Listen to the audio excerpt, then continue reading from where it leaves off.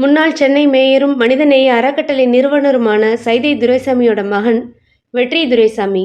இவருக்கு வயசு 45. திருப்பூர் மாவட்டத்தைச் சேர்ந்த நண்பர் கோபிநாத்தோட சில நாட்களுக்கு முன்னாடி இமாச்சல பிரதேசத்துக்கு சுற்றுலா போயிருந்தாரு.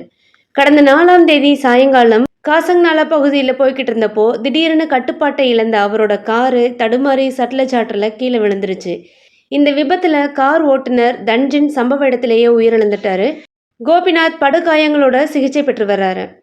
ஆனால் அதே காரில் பயணம் பண்ண வெற்றி துரைசாமி காணாமல் போயிட்டாரு. இவரை கடந்த 8 நாளாக தேடிக்கிட்டு வந்தாங்க. இவரை தேடுற பணி தீவிரமாக நடந்துட்டு வந்துச்சு.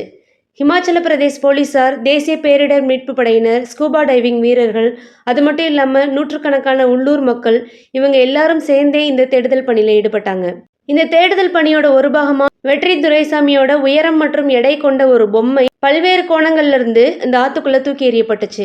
இப்படி பல்வேறு இடங்கள்ல இருந்து தூக்கி எறியப்பட்டப்போ அந்த பொம்மை ஒரு சமயத்துல ஒரு பாறை இடுக்குல போய் மாட்டிக்குச்சு. இதனால இந்த தேடுதல் படையினர் ஒருவேளை இவரோட உடல் இந்த பாறை இடுக்குகள்ல மாட்டியிருக்கலாம்னு நினைச்சு பாறை இடுக்குகள்ல தீவிரமா தேட ஆரம்பிச்சாங்க.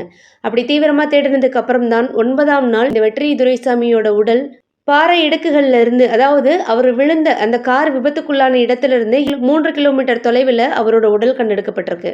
பாறை இடுக்குகளில் தேடி எடுக்கப்பட்ட அவரது உடல் உடற்கூறாய்வுக்காக அரசு மருத்துவமனைக்கு அனுப்பி வைக்கப்பட்டிருக்கு. உடற்கூறாய்வுக்கு பிறகு அவரோட சொந்த மாநிலமான தமிழ்நாட்டுக்கு அவரோட உடல் அனுப்பி வைக்கப்படும்னு சொல்லப்பட்டிருக்கு.